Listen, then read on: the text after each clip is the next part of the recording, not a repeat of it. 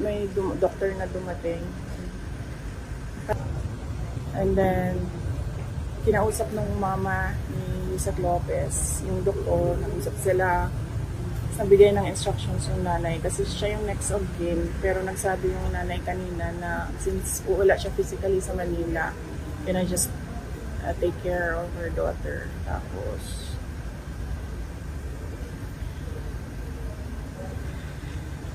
ano pong sabi ng police? Nakausap po yung PNP regarding dito sa incident?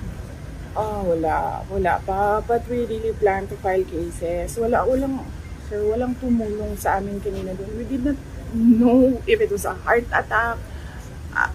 Hindi namin alam kung anong nangyayari sa kanya. And then, humingi lang kami ng tulong. Sabi ko, kahit sino na, doktor nyo,